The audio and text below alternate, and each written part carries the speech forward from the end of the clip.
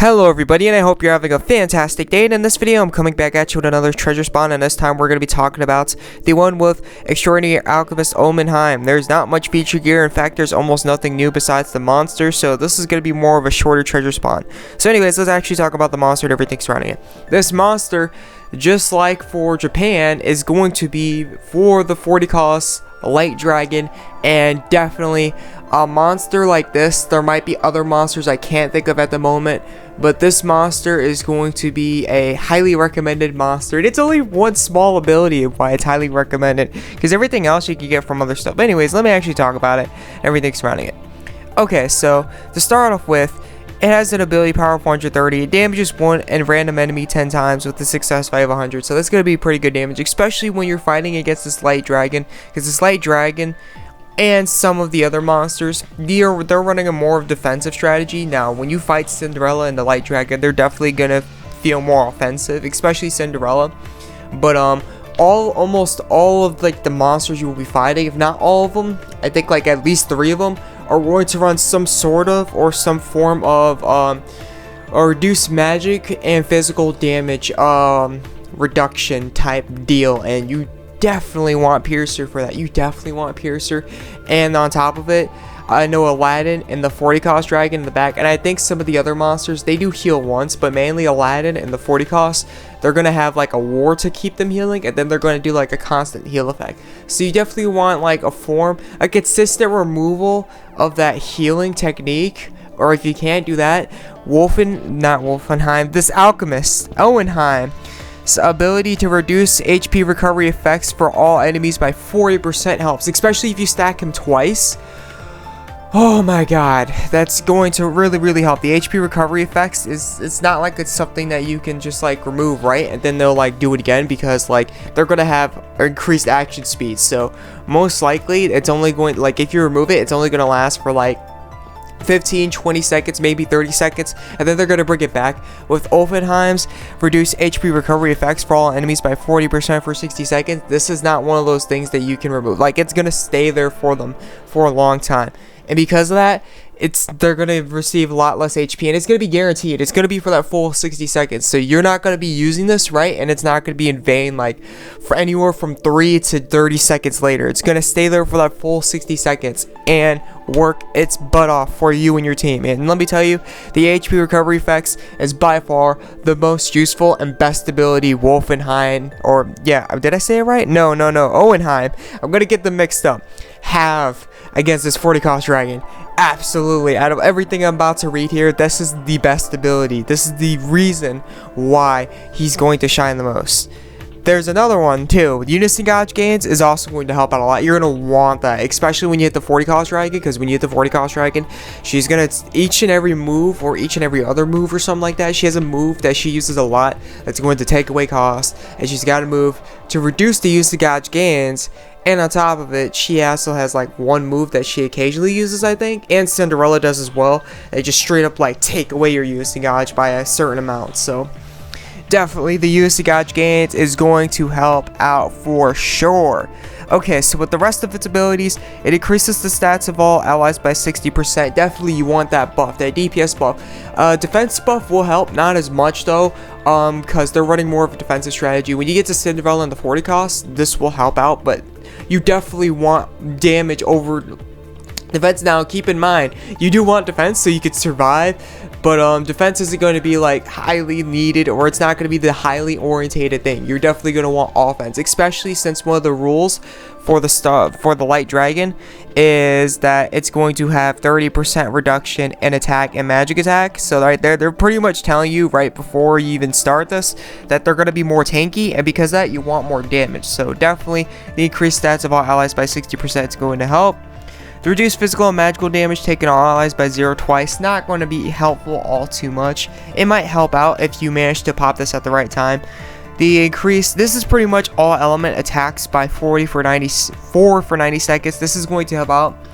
If we could pop aerial, definitely we would, but there's not a lot of monsters that can increase straight up elements like this, so definitely this comes in handy. Since it's increasing dark and star, it's going to actually increase the elemental advantage by 8 if you think about it. So that's definitely going to come in handy for sure. That's going to increase damage even further than it already is. And then we got increased max HP of all allies by 100% for 90 seconds. This is going to come in handy. It's excluding yourself, but that's not worrisome because it's going to cast Kijin, and that's pretty much going to give you that 100% buff. So you could technically say it's going to be on yourself.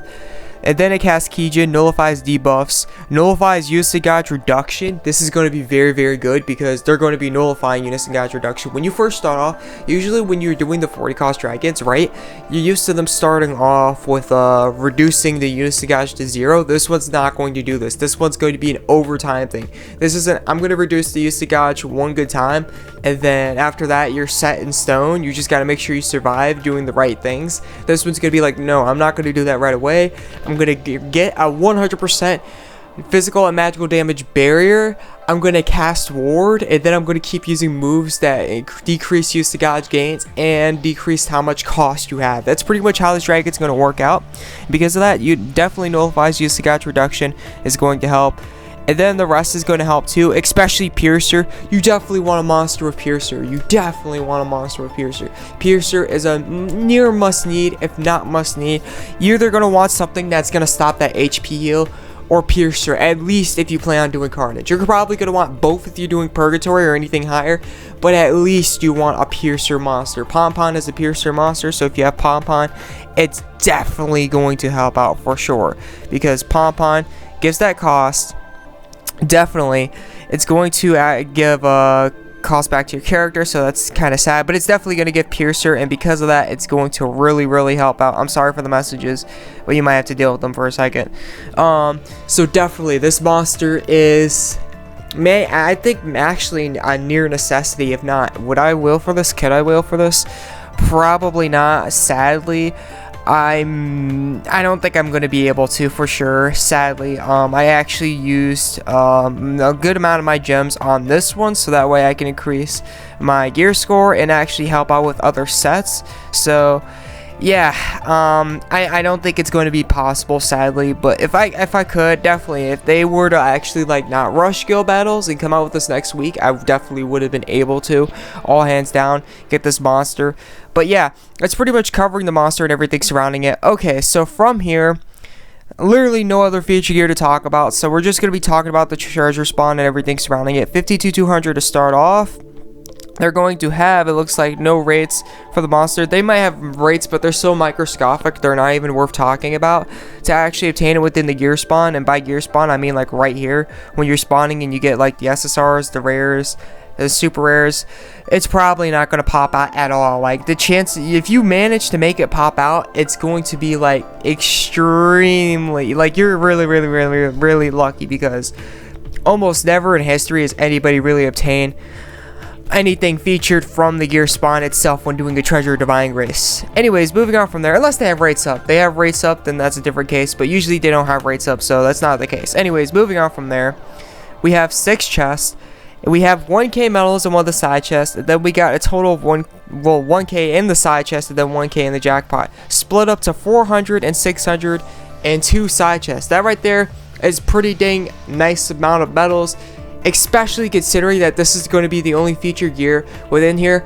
They should probably stick to this method, because honestly, I think it's kind of stupid if they're going to be adding like a little amount of medals just for like one feature gear piece that's only going to be used for one quest. Like, why would you do that? I mean, it's going to be useful in other scenarios and other situations. Like, if you were to use this in guild battles, the stat increase is going to help, use the gauge increase is going to help, it casts Kinjin and stuff like this is definitely going to be helpful for player versus enemy. This is an overall great player versus enemy monster, but it's only one feature gear piece in here, and it takes a long time to get because it's going to cost 10k medals. So there wouldn't be a purpose in them. Well, they might, considering it's a team, but there wouldn't be too much of a purpose in them just straight up doing that. So definitely, it's very nice that they have 1k in the jackpot, 400 in one of the side chests, 600 in one of the side chests, equaling a total of 2k within all of the chests. Okay, so moving on from there, In the metal exchange, they don't have a lot. In fact, the highest cost they have for any gear set is 34 cost armors, as you can see right here, and 30 cost weapons. They have the stars to start off with, 1,800. Actually, let me rephrase that because they mixed this around. This is very weird. They actually have the Demon Hunter stuff right here, so if you need that stuff, definitely you could grab it right here. The reflection reduction will not come in handy. I just want to mention that you do not have to worry about barrier as far as I've seen. Maybe you might have to later for like actually when you get to the last boss, like the dragon, she might have low-key barrier. But as far as I've seen, it's mainly just going to be reduced physical and magical damage, and that's pretty much as far as it's going to go. But yeah, they offer that stuff in here as well. 1,400 is really weird how they offer this for 1,800 and it's 33 cost. But this right here is 35 cost. This is literally 2 costs higher than this stuff right here. But this stuff is going to be more. I'm not complaining. I'm definitely down for that. So it's definitely going to help me. So I'm alright with it 100%. But anyways, moving on from there. Yeah, they're pretty much going to be offering some star and dark stuff for you to help with your element set, or just to help build you to a higher gear score to actually do this 40 cost dragon. So that's pretty much it for this video. Thank you for tuning in and thank you for watching, and I hope this helped out. This is the AzureWrath, and I'll catch you in the next video. I'm out. Peace.